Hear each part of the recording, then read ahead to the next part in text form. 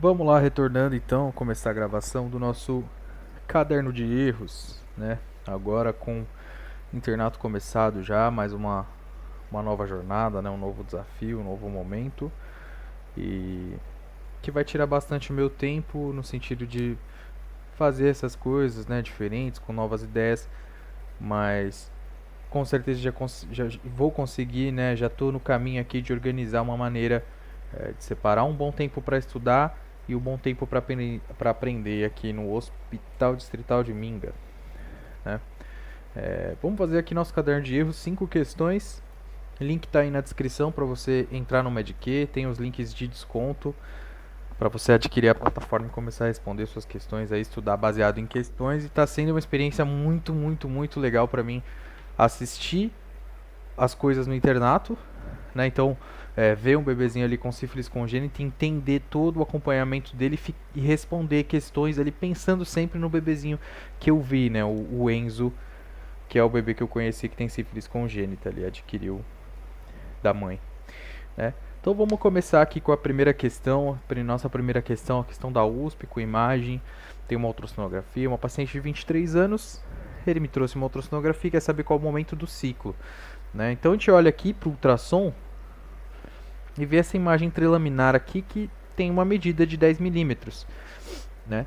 E ele me propõe aqui nas questões fase folicular, secretora, menstrual e gravídica. Gravídica está muito claro que não é, né? Porque a gente não vê implantação de nada aqui, não tem nada que chame atenção para uma estrutura implantada num sítio, né? A gente menstrual também não vejo, né? Na menstrual a gente esperaria aqui no centro uma coleção sanguínea.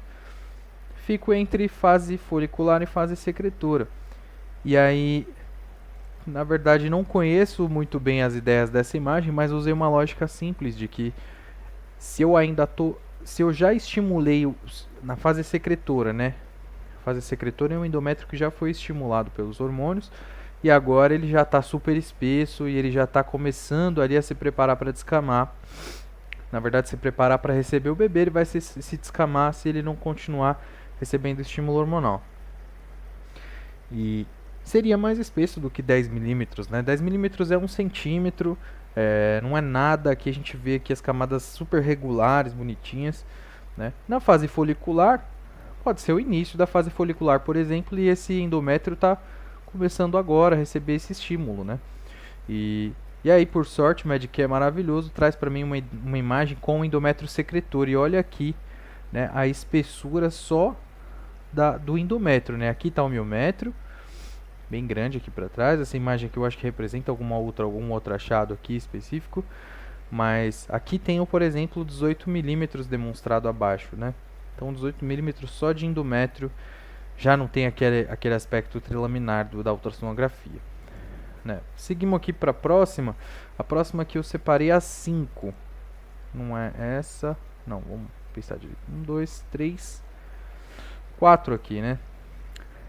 Questão bem tranquila essa daqui. Por mais que esteja marcada como difícil, ela na verdade traz uma informação sobre... que eu já errei, né? Uma informação sobre a manobra de versão cefálica externa, que é uma manobra super segura, né, super realizável e apresenta sucesso em 2/3 dos casos e reduz 50% o risco de parto cesáreo, né? Então que maravilha, a gente vai fazer os ultrassons morfológicos, né? A partir da 28ª semana a gente está esperando que o bebê já esteja na posição ideal, né, adequada, né? Já esteja com a apresentação cefálica. E se ele não tiver, a gente pode tentar fazer essa manobra que tem sucesso em 2/3 dos casos, reduz 50% o risco de parto cesáreo. É muito bom, muito bom. Seguimos para a questão 5, vai ser 5, 7 e 9. Essa aqui é uma questão mais tranquila.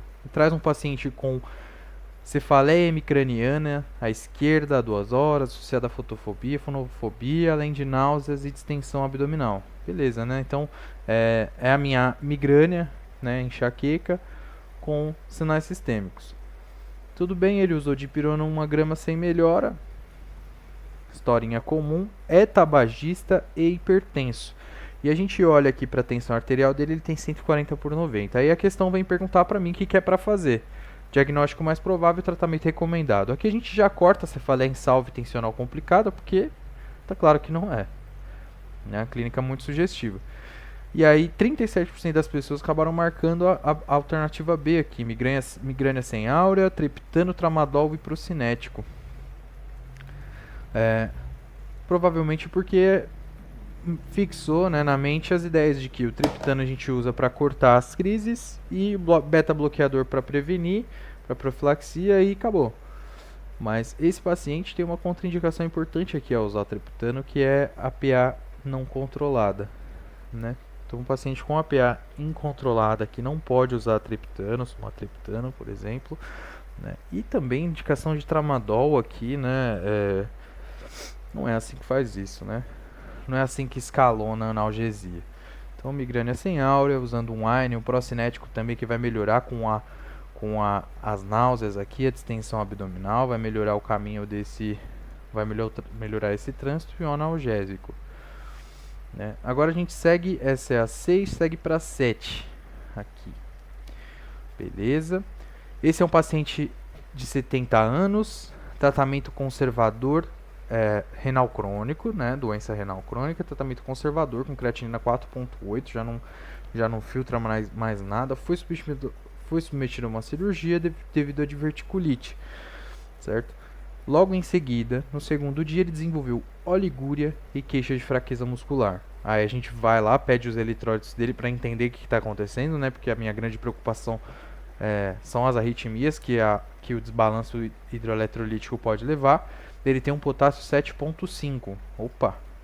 Tenho que proteger essa membrana cardíaca, porque ele vai entrar em arritmia ou corre muito risco, né? Então, gluconato de cálcio, solução de glicose e insulina. Daí eu pego, junto com a glicose, vai entrar o cálcio para dentro da célula e eu vou diminuir os níveis de potássio nessa circulação.